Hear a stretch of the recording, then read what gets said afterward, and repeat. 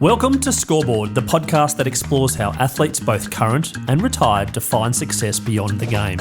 Each episode dives into the mindset, financial decisions, and career choices that shape their personal scoreboard, whether they're still in the arena or transitioning to life after sport. From victories to challenges, we reveal how athletes take charge of their own paths and decide what truly matters on their scoreboard of life. I'm your host, Chris Titley, and welcome to Scoreboard. Hi, it's Chris Titley here. As part of the Scoreboard podcast series, I'm joined by Dale Morris. Dale, thank you so much for coming in. No, thanks for having me, Chris. Dale, I'm going to start with 2024 for you. What's 2024 been like for Dale Morris? It's been a bit of a crazy year, to be honest with you. And I'll take a step back to 2023, just stepping into coaching really for the first time, because my first stint of coaching at the Bulldogs was cut short due to COVID.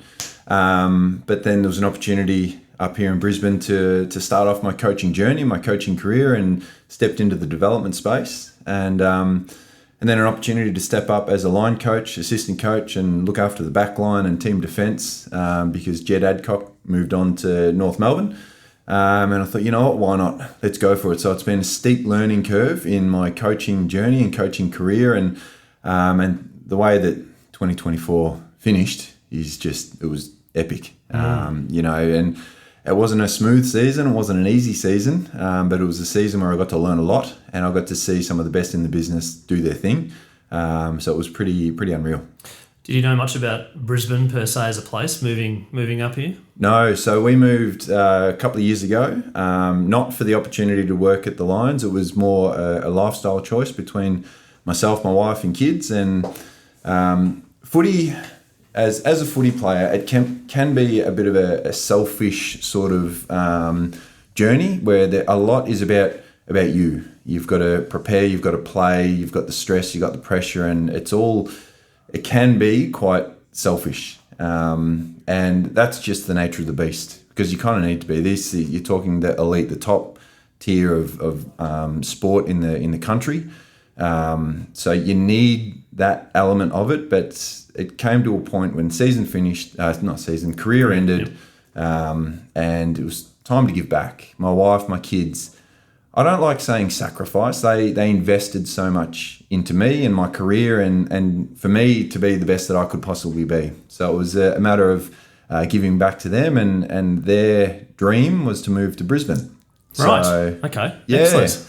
Yeah, as a Brisbane through and through, that's a good dream to have. Exactly. And advocacy for the city. Yeah, and it was a dream for a long time, but then things were starting to turn pretty south in Melbourne with the COVID and everything during that time, and that we had other things going on. My oldest was starting high school in the next year, so it was like, all right, if we don't do this now and make the move, then we probably never will, because we'll be entrenched, he'll be in high school, and it'll make it really, really hard.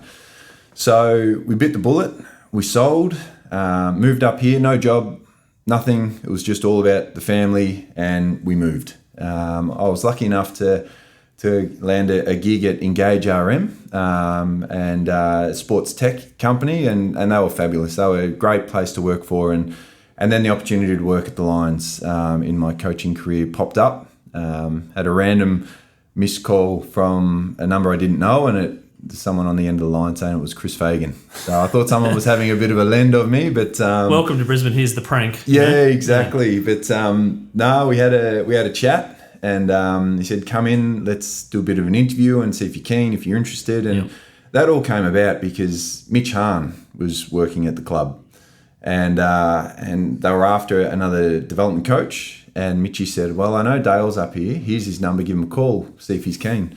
And that's how that opportunity came about. So 2024, sort of a sliding doors moment for you, going back to 2023 when you got the role, come to Brisbane, nothing to do with the Lions. Now sitting here a year later as a part of a premiership, how does that make you feel? That's crazy. The Lions have been a very successful club for a long period of time already without quite getting there. So to be a part of that, their journey, our journey, and to be able to reach the ultimate is amazing. And as a Western Bulldogs player your entire life, coming to Brisbane now being part of a different unit, I'm curious to know how that feels or felt initially. Yeah, well, if you look at it, the colours are fairly similar. They're just different shades of red, white, and blue. And no, it was I'd only ever known Bulldogs. Even after I finished playing and went into coaching for that short period, and then worked in the corporate space at the Bulldogs. So everything's been Bulldogs, Bulldogs, Bulldogs. Yep. And that's a massive part of my life. And the Bulldogs helped shape me and make me who I am, gave me the opportunities that I've had and have given me tons. So to come to a new club, it was strange. I didn't know what to expect, to be honest. But then the people, and what I learned and what I knew at the Bulldogs is that the place is great, but it's the people that make it great. And walking into the Lions, I had that same sort of feel. The people were fantastic. The culture of the place that everyone there before my time had built up was unreal and is unreal. So I knew and I felt that I was walking into a great place, and there were so many similarities with what I felt with the Bulldogs and the Lions. So it felt comfortable walking in through the doors for those interviews, and then when I started working there. Can I talk about your relationship with footy post playing to now coaching, but there might have been a gap there? Were you still wanting to be desperately involved in the game? Well, when I retired, I thought I could have still kept playing. I think that's that competitor in you that thinks you can keep on going and go forever, but clearly you can't. Your body gives way and the game just moves past you. Whether I never really wanted footy to define who I am, but you can't fight that because it is a huge part of who I am, because that's what I've done and what I've been able to achieve. And but I never desperately wanted to stay in footy, but I never thought I've got to get out of footy. I was happy either way. And when I was playing, what we'll talk about with that selfishness with footy, and I was very invested in footy, in my footy, and also my family. But I feel at times my family my priorities weren't always in check, and sometimes footy went first and family came second because I was just so invested in footy. And looking back, it doesn't sit well with me, but it helped me achieve what I was able to achieve and do what I did. But I do have those regrets and putting footy first and family second at times. And when I finished, it's been all about family. You know, the family is clearly number one. And I knew that playing footy, but at times you just, those priorities just got a little mixed up. But now it's just been about, like I said, family. So I know footy can take a lot of time away from family. So I wasn't desperate to stay in footy. I love footy, don't get me wrong. But I also need that balance with the family time. Where do you reckon that love came from? Is a specific, I suppose when you were younger, was there a specific moment or something where you go, this is awesome? It would have been me and my brothers, and we had close family friends that lived around the corner, and Darren and Brad, and every spare minute we'd play footy. We'd kick the footy, we'd talk about footy, we'd just play footy. We were typical Aussie kids. Were footy you a Bulldogs fan? Essendon. Right. Yeah, okay. we all barracked for Essendon. Yep. So it was footy in the winter, cricket in summer, and that was us. They were our sports. I had an older brother, Dean, who was taller than me, so I was up against someone with extra height. And I had a younger brother, Jono, who was faster than me. So I was always up against... Faster bowler or faster runner? Everything. But then he moved to spin, so I had him covered. Shot. Yeah, exactly. But his cricket took off. So he was the better cricketer out of all of us. And I was able to get the footy side of things going. But getting the footy going, I couldn't have done it without, especially my brothers. My older brother, Dean, he kind of paved the way, made the cannons, started to work his way through the footy journey, and I was able to watch that, firsthand. So he kind of, like I said, paved the way with the footy and the journey and the traditional way of making it, which didn't exactly work for me, but I was able to witness that. And Jono, he's probably as competitive as me, so we'd always push each other, whatever it is. We're all fairly competitive, so he was always pushing me, and he again almost made it into the footy side of things, but things didn't quite go his way. when you were playing footy at a junior level, did you have aspirations to become a professional football player? Oh, big time. You know, James Hird, favourite player, watched him play, never looked flustered, never looked out of control, just had the game in the palm of his hands a lot of the times. And that love of the game, playing with my family and friends, just grew and grew and grew. And I always thought to play AFL, you have to go through the TAC. You have to play for the Cannons. Cannons is number pathway. one. Yep. The traditional pathway, and away you go. So I set my sights on playing for the Cannons. And I got to the age where it was time to start trying out. So I'd go and I'd try out for the Cannons. And, you know, I'd all these kids, you know, training and trying to get into this one team. It was full on. But I believed in myself and I'd back myself. And I'd go out there, you make the first cut, make the second cut, and then the next cut, you get the tap on the shoulder, the dreaded tap on the shoulder, and they say, you haven't made it this year. And I'd always want to know why. And so I'd ask, why didn't I make it? What do I need to work on? And they say, your skills just aren't quite good enough. Okay. So I'd go back and play for Duda Stars in the EDFL in Melbourne, and no, I've got a clear focus. I've got to work on my skills. So I'd talk to my coaches and stuff, and they'd help me out along the way. The next year would roll on, and it's time to try out again. It's like, geez, I've got to make this team. If I don't make this team, I'm not playing AFL. So I'd go, I'd train, I'd try, you make the cut. You get to the last cut, like the last possible cut of making the Cannons. Tap on the shoulder. And it's like, oh no. And haven't quite made it. Devastating, you know, and I said, why? Why haven't I made it? I look around, I look at these kids and I'm like, I feel like I'm better than them. Like skills are better, got a bit more pace, you know, really competitive. You know, what do they have that I don't have? And they said to me, you're just not quick enough.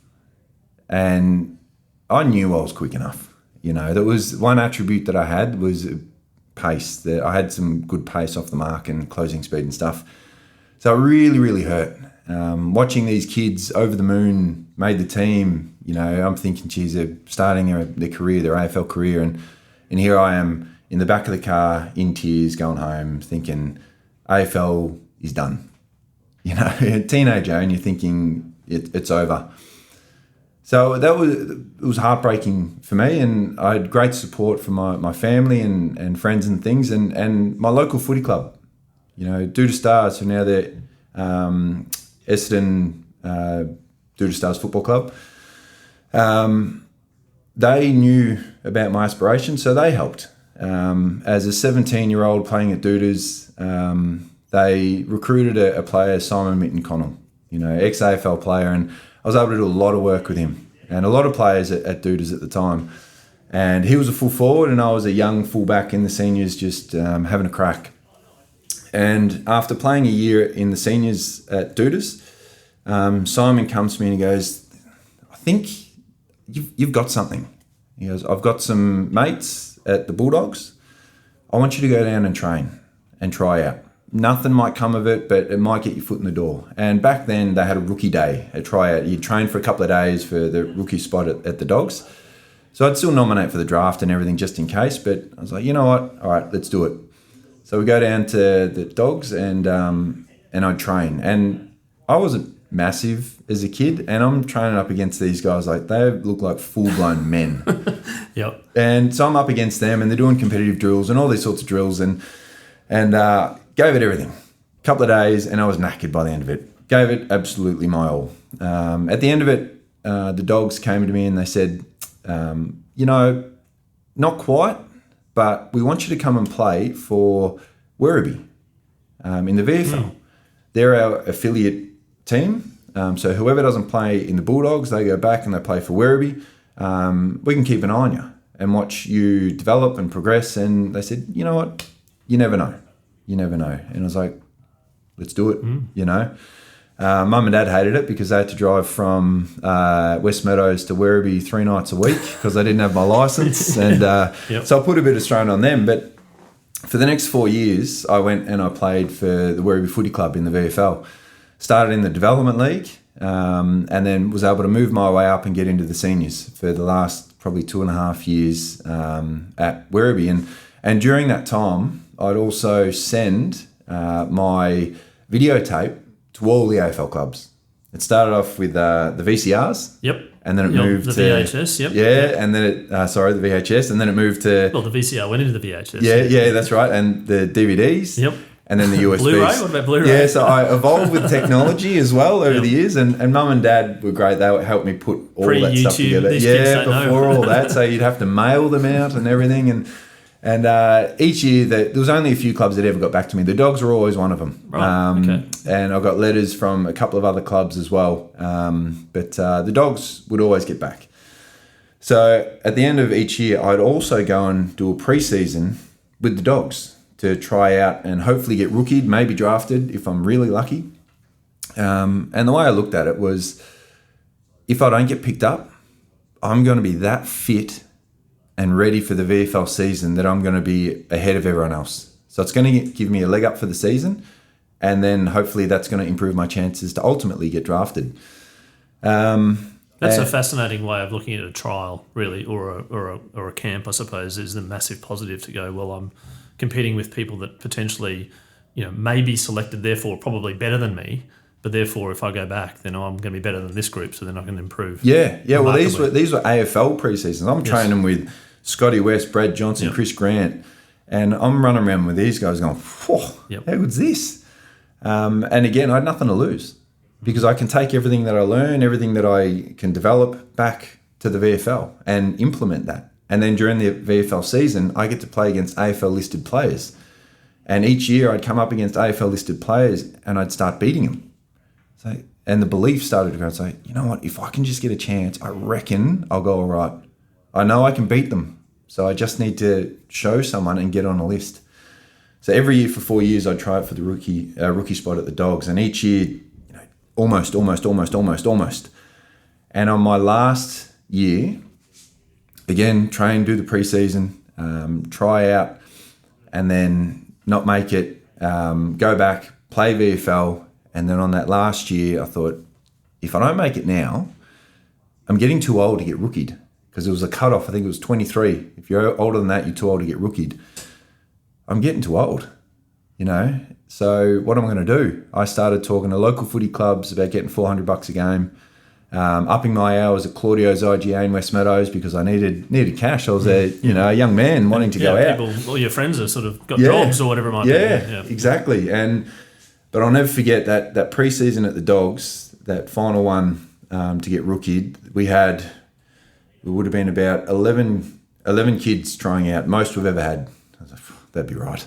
the year that I have to make it. Yep. And we trained and we'd go hard. All of us did. And we just picked up a new coach, Rodney Eade. And Rocket, it was called Rocket for a reason, and we learnt pretty quick why it was named Rocket, because he could give a fair spray. And I remember the training, I had a few coaches in my corner that had seen me over the journey, and Leon Cameron, Alan Richardson and Chris Bond, and they really pushed my case. And they said, listen, this kid's got something, and pushed. It got to the point where they had to pick the players, and the rookie draft came, and they rookied someone who wasn't even training in that 11. Rowan Nainer picked him up again. Sort of another eye roll. It's like, come on, you got to be kidding me. And so they had one more pick, and I thought, well, I don't know. But during this time, one by one, Rocket was calling all the guys trying out for the rookie spot into his office, and one by one they're coming out disappointed because they're not picking up. And then it was my turn, and I come in, Rocket's sitting there, and he goes, Dale, listen, you've trained really well. We're really happy with your progression, but the but, not the but. And they said, but unfortunately, we're going to rookie you. And I was like, oh, that's okay. I was like, hang on, what was that? And he goes, you're getting rookied.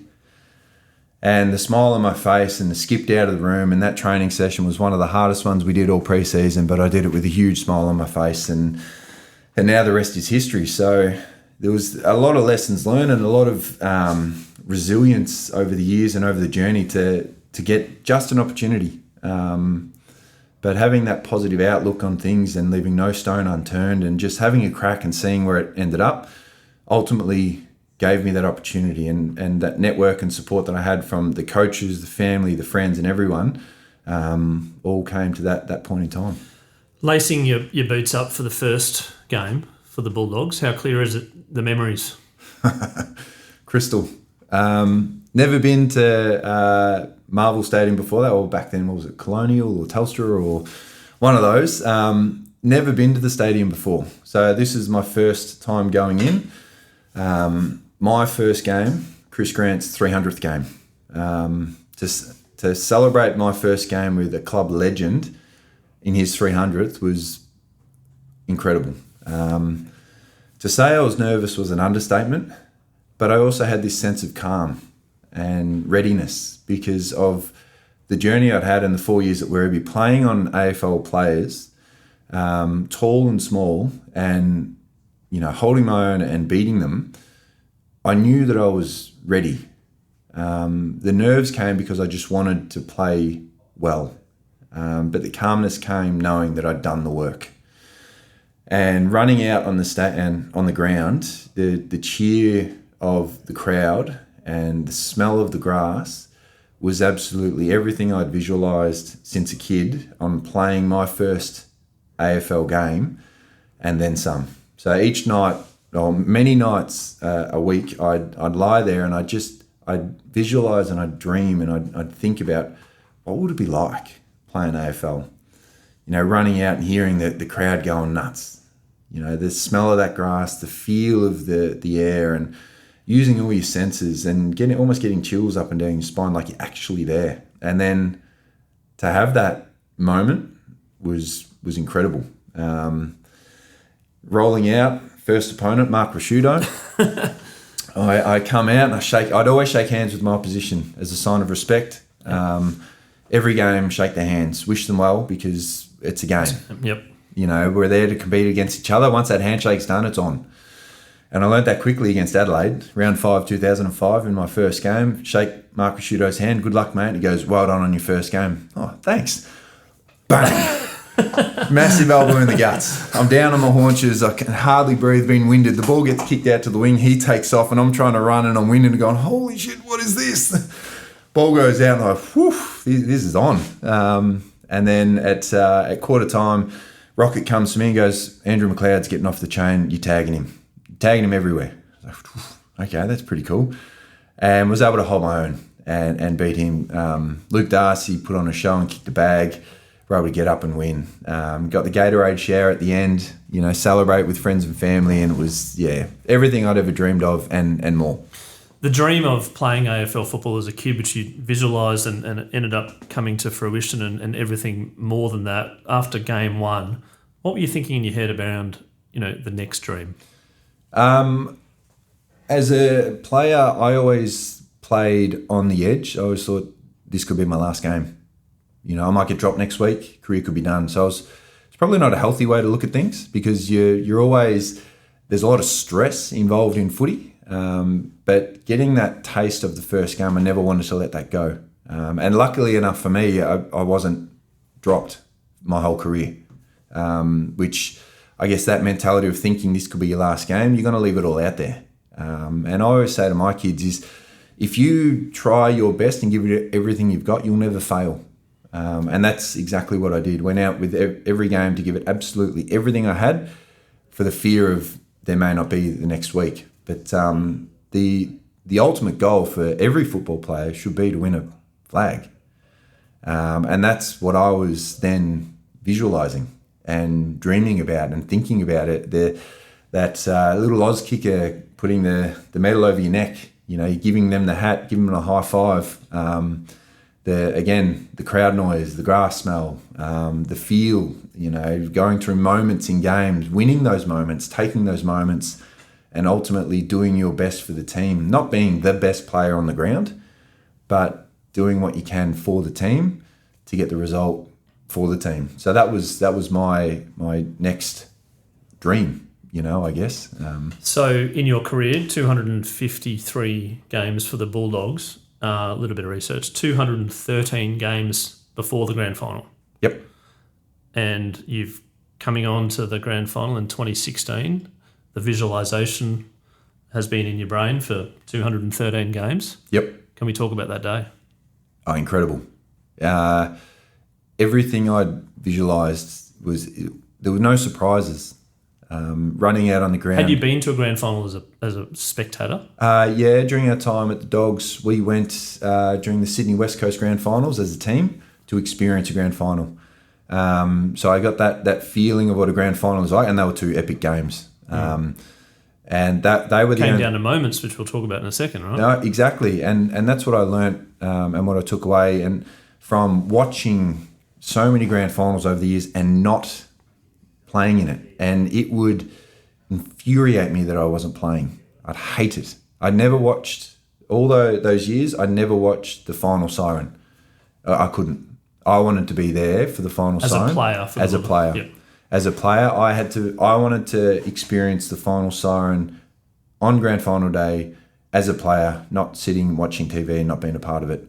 So I'd always remove myself from the room and not watch that and see the joy on the players' faces and hear the song, because I wanted that for me and my team. The night before, do you remember it? Did you sleep well? Were you calm? Were you nervous? And then running out onto the ground to hear that roar. Surprisingly, slept very well. At an old house in Melbourne, we had a granny flat out the back, and sleep was very, very important for any athlete. And for me, we prioritised that. So the night before every game and the night after every game, I go and sleep in the granny flat. So that's 2 nights of really good sleep that I'm going to get for the game and then for recovery. But that also meant that my wife was left inside looking after 2 boys that didn't sleep well, that were up all night, and she was probably stressed, if someone came in the house or something happened or there's noises or whatever.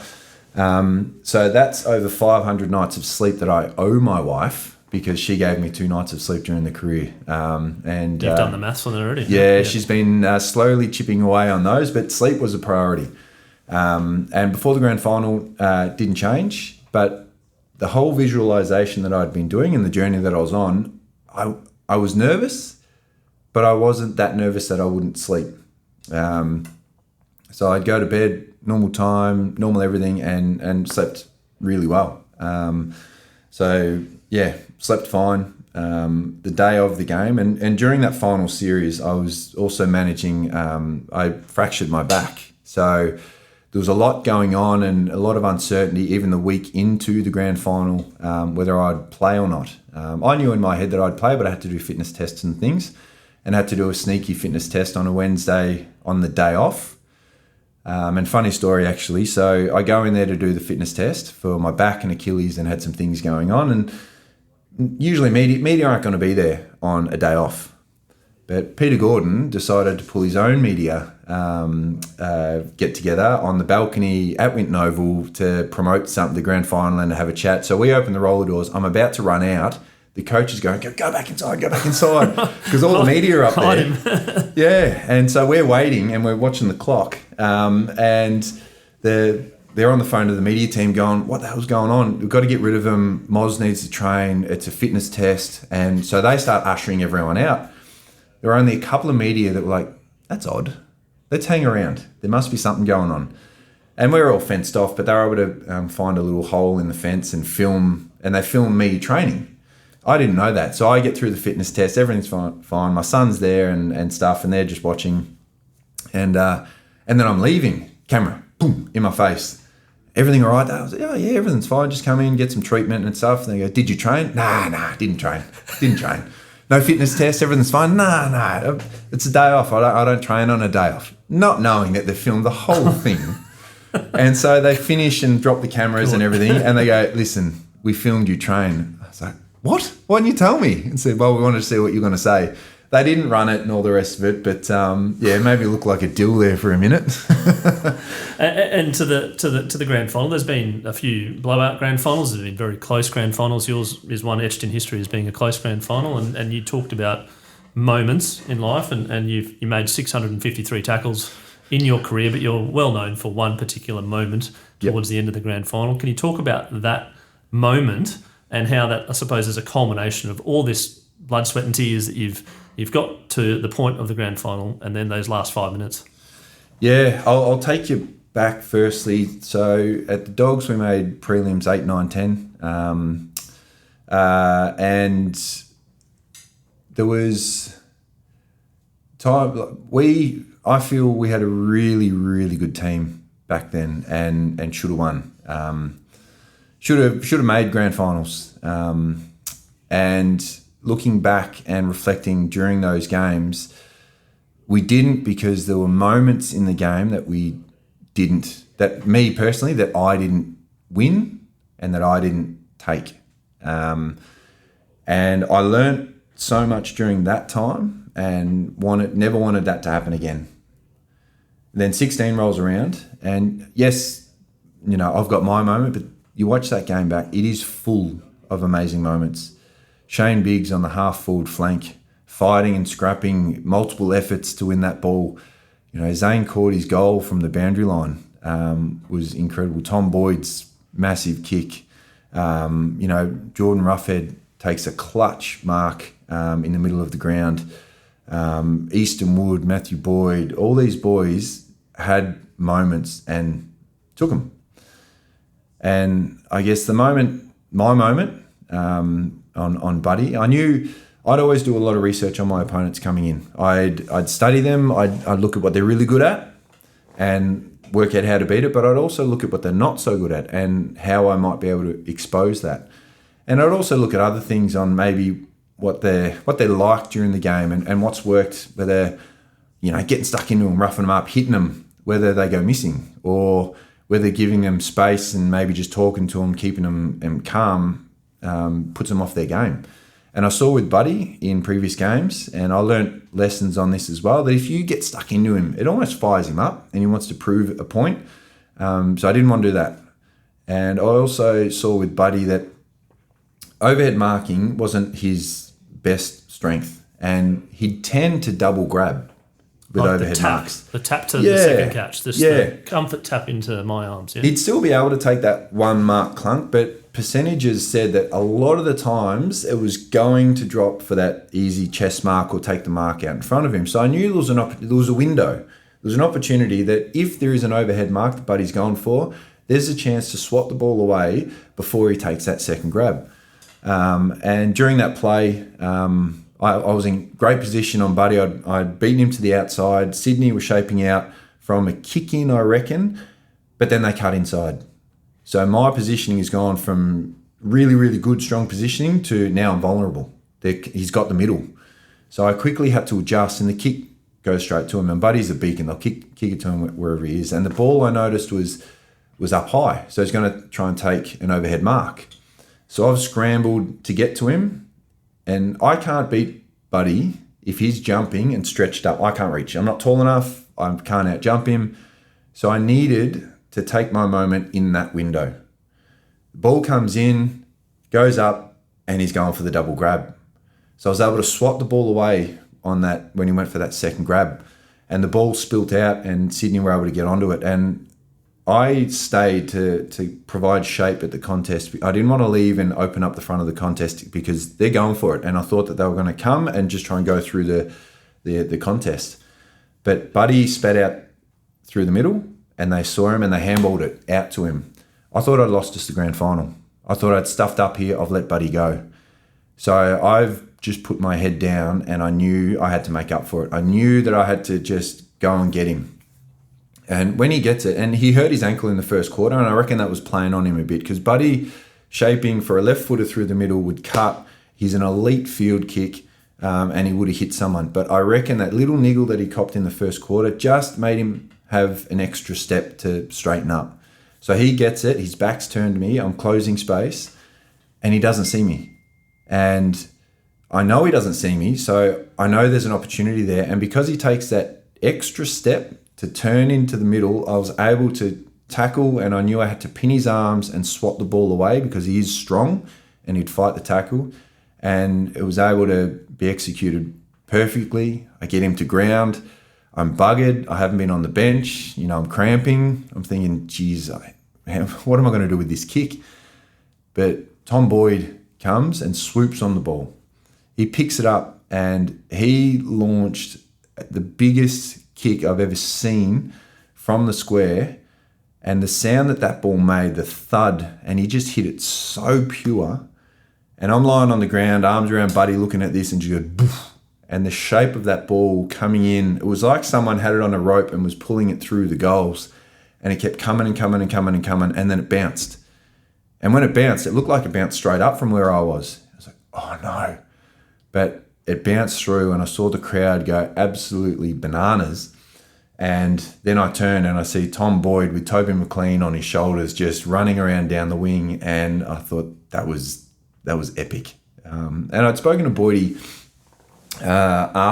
many years after, and I said to him, were you always going to do that? Or, I don't get many kicks. Could you at least let me have the free kick? Did you hear the umpire? He goes, no, I didn't hear the umpire blow his whistle. I thought it was play on. So that's why I took it. Yep. So what would That's happened a few times in grand finals. Yeah, it has. Noise. Yep. Yeah, and you don't hear the umpire blow the whistle, and can go both ways, good and bad, as we've seen. But I said, what would you have done if you heard the whistle? He goes, I would have stopped. I wouldn't have taken the kick. Yeah, I would have taken time, set up and structure, and you take the kick. He took his moment too. Yeah, I was like, well, thank God you didn't, because I can't kick over a jam tin. Yeah. and then with the last few minutes, thinking that there was a point there where you're probably ahead, you're going, well, we're going to win it. No. Every game I'd play it out till the whistle with a free kick and all the rest of it. A pet hate of mine is you see someone tackle, they take them to ground, and they look at the umpire, they lift an arm, and they're like appealing to the umpire. Don't do that. Let the umpire. You take care of what you can take care of. You can't control if he's going to pay the free kick or not. Play to the whistle. So everything you do, just play to the whistle. Hold him, wrap him. If it's a free kick, the umpire will pay it. If it's not, it'll be a ball up. By you doing this, he's not going to change his mind. So we'd play everything out to the whistle, played every game out until the siren. And so Toby McLean takes the final mark, and he's having a set shot. There's seconds to go. And I'm screaming out, set up the zone, get over there, get here. And I don't want to let this slip. Ruffy runs past me. He goes, bugger the zone, we're premiers. I said, don't you say that, get in your zone. And I was hell-bent on not letting this slip. And we didn't need the zone because the siren went. But there was not one time did I look at the scoreboard and say, we've got this. It was more, okay, let's keep going. It's a mindset, I reckon, from your point of view, that others, obviously there was impossible that they were going to win with 3 seconds to go, but the mindset of like, let's get to the whistle. When the whistle blows, that's the end of the game. And in your head, now you can relax a little bit. Yep, definitely. And the visualisation of the Auskick kid putting the medal on, how do you describe it in terms of your dream versus reality at that moment? Again, it was everything that I dreamt of, and probably more, to be honest. To have that little jog up the stairs. Like 7 seconds. That's all it is. Yep. But it felt so much longer.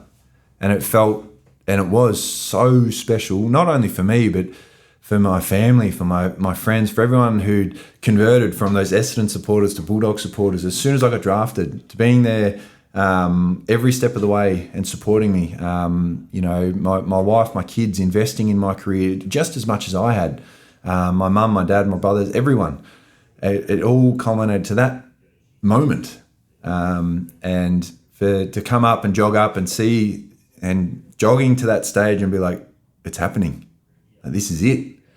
And the Oz kicker standing there with the medal, and you're coming up going, this is incredible.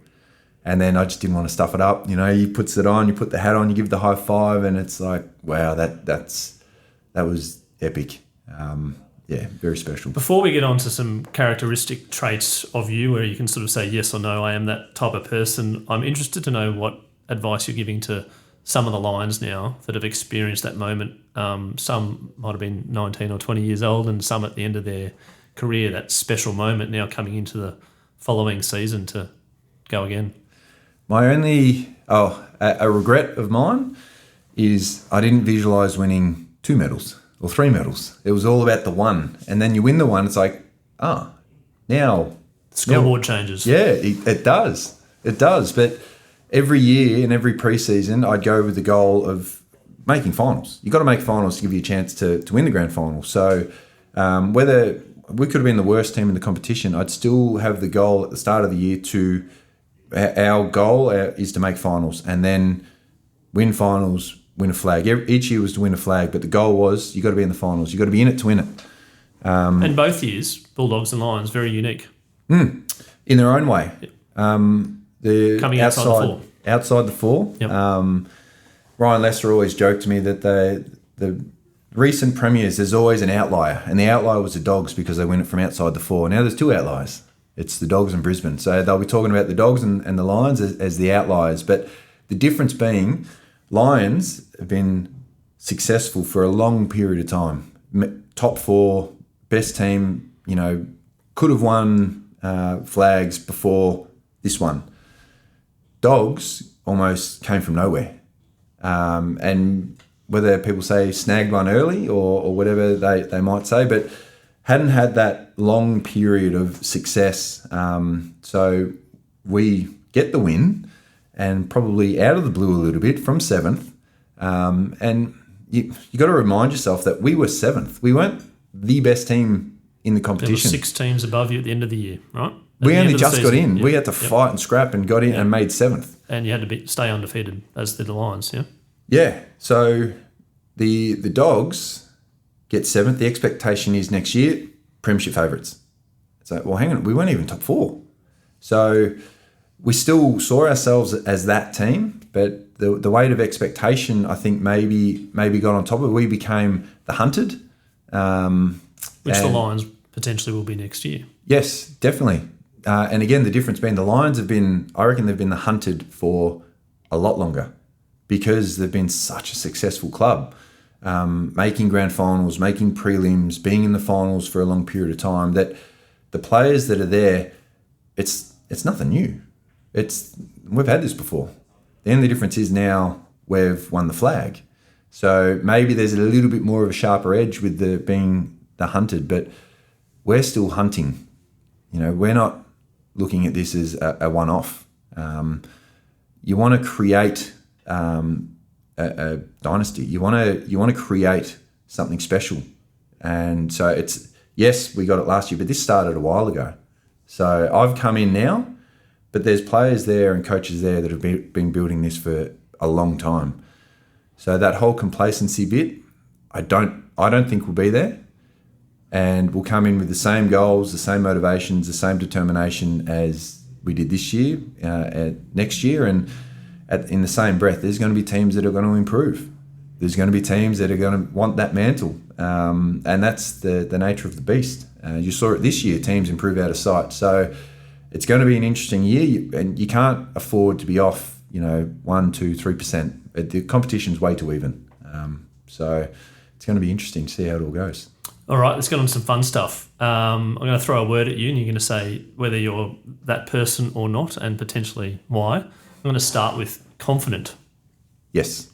You're a confident person? I'm confident in myself.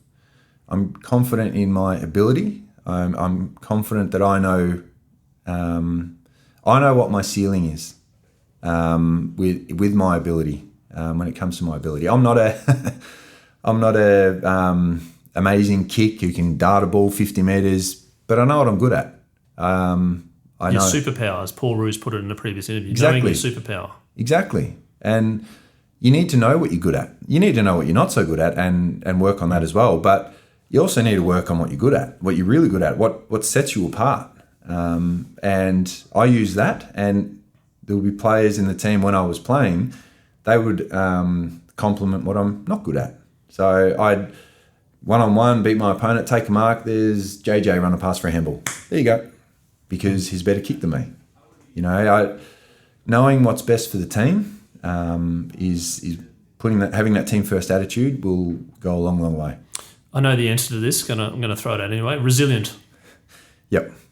And we haven't talked about the injuries, but you've talked about your pathway to get, which in its own right is learned a fair bit of resilience early on in your career. Yeah, definitely. And that wasn't all smooth sailing either. There were injuries, scaphoid, hammies, everything in the VFL, and then the bad ones came later in the AFL.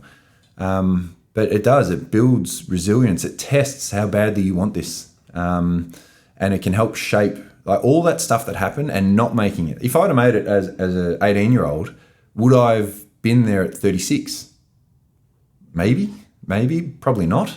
But starting later, playing against these players that I did, building that resilience, that things aren't always going to go your way. And as a defender, you're not going to win every contest. Your oppo is going to kick goals, but being able to box that and move on and deal with it later and build that resilience is super important. And that's what helped me later on.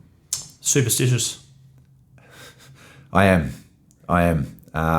If a football player tells you they're not, they're lying. There will be something there that they do that means nothing at all, but helps them play the best that they can.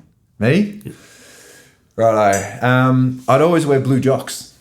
Always wear blue jocks to play. Blue was a winning colour, so I'd wear it. Lacing up my boots, I do left foot first, right foot second, all the time. Don't know why. Just did. Never used my left foot, so it didn't really matter. Yep. Shake hands with the oppo before every game was another one. Whether it's a superstition or not, the sleep before a game in my own room. I guess a little bit. That's a little bit of a superstition. I don't know. Yeah, what routine. People's sleep patterns and that's are. the thing, routine and superstition. It's Okay. a fine line between the two of them. Yeah. I guess they were the main ones for me. I'd always bring my own socks.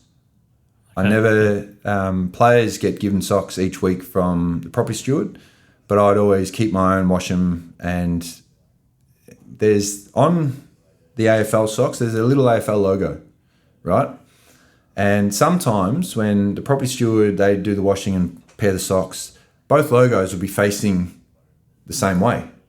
I'd like them facing out on both legs. So if I had odd socks, the AFL logo on my left would be pointing out and on my right would be pointing, I couldn't do it. So I'd unfold a lot of socks to find the opposite one so they're pointing out. I couldn't play with the AFL logo pointing the same way. It meant nothing at all. To anyone, but now you've shared it to the world, so that's great. Well, hopefully they will. Empathetic. Yes. Yeah.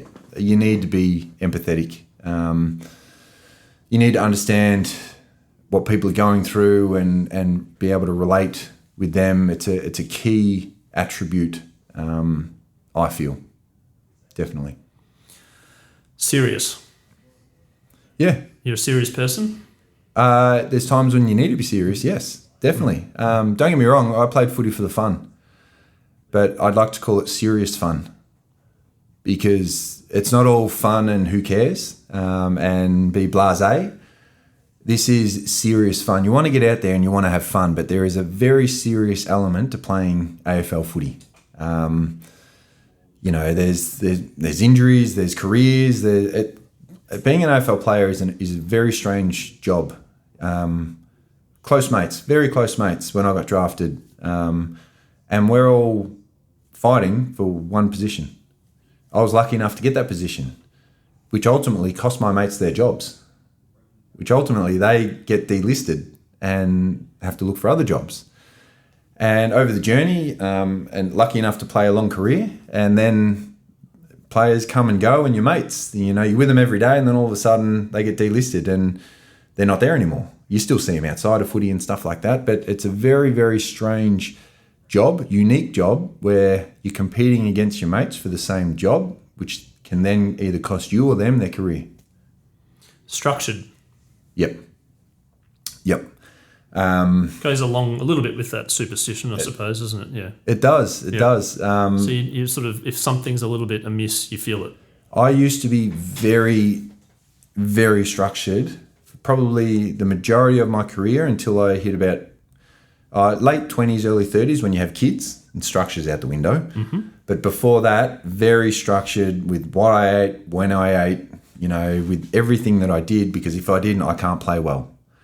And then you soon realise when you have kids in particular that there's key things that you need to control the controllables. Those things that you can, what you eat, you can control. When you eat it, sometimes you can't because the kids are messing up. They could hurt themselves. You've got to run them to the doctors. You've got to do these things. But you can control what you're eating. Whereas before I needed to control everything about that.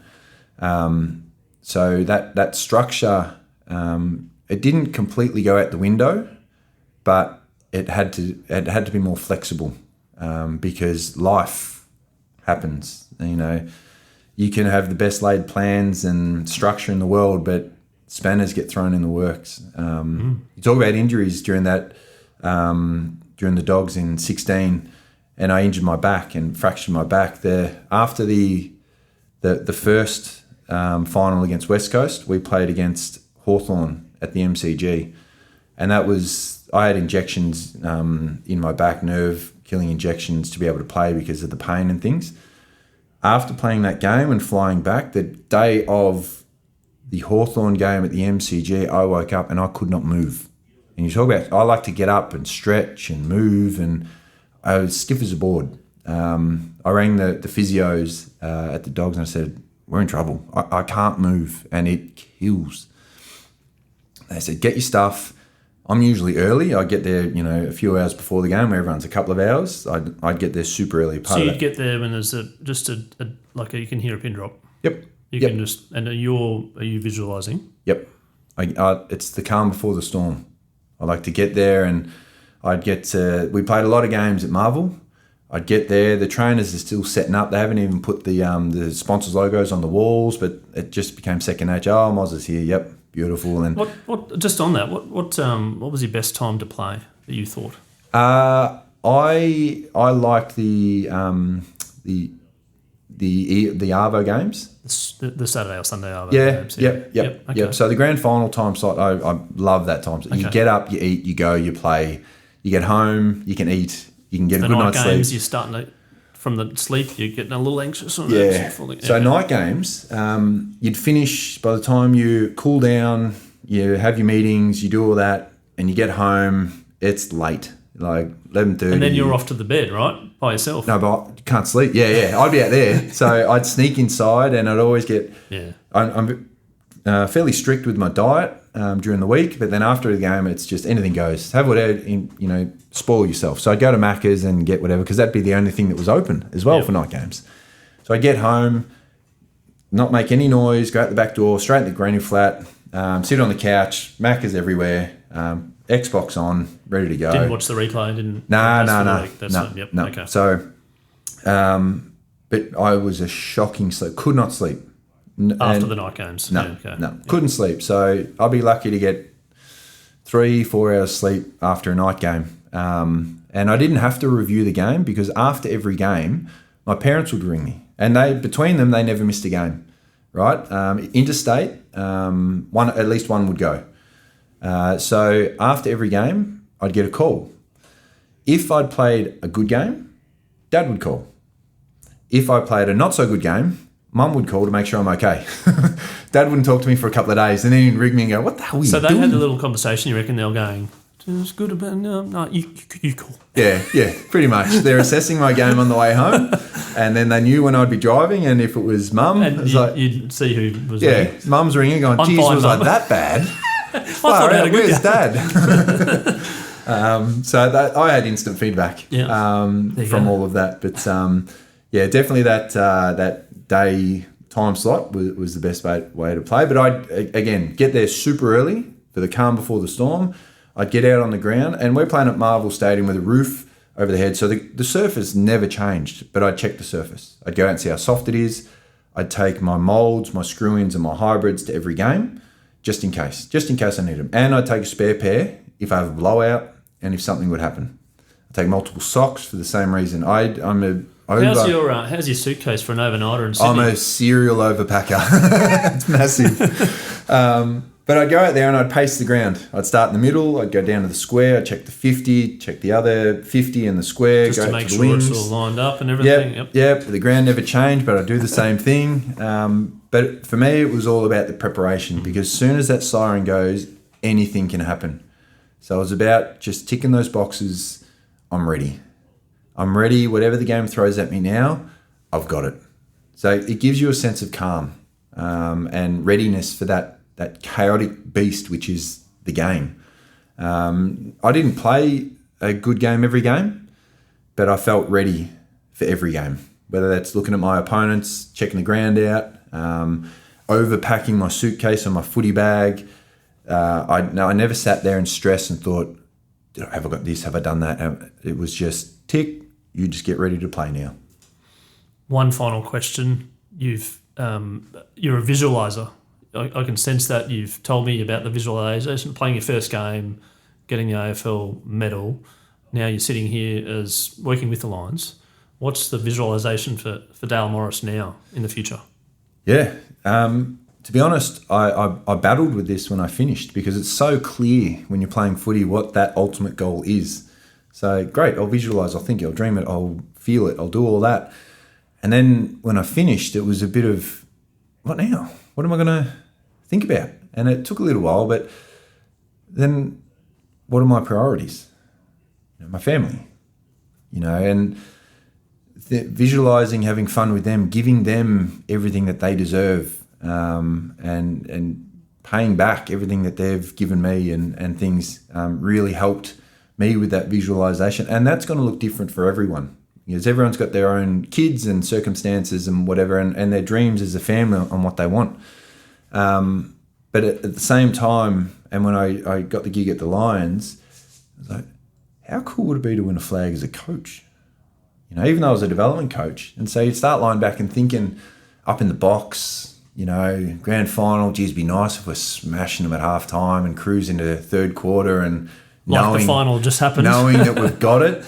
Actually, not till the final siren, by the way. Yeah, I know. It's a bit different when you're a coach, but you still don't take the foot off the gas. But you do look up and go, geez, we're going all right. And then we got it. But learning my lessons from Dogs days, it's like, let's do it again. Then again. And how many can we do? And so it's a bit of an open book with the visualization, and I'm a bit of an open book with my coaching journey too, on where that takes me. People go, "Oh, you're coaching now. You want to be a senior coach?" I don't know. Fags does an incredible job with the being a senior coach. Bevo, same thing. All the coaches I've had through my career, I've learnt so much from. Is that for me? Maybe. Don't know. I'm 2 years into my coaching career. I'm a bit of an open book, so we'll see how it goes. Dale, thank you so much for coming on the Scoreboard podcast today. Very much appreciate you taking your time and giving us the journey of Dale Morris and where it might lead, and looking forward to catching up. No worries. Thanks for having me.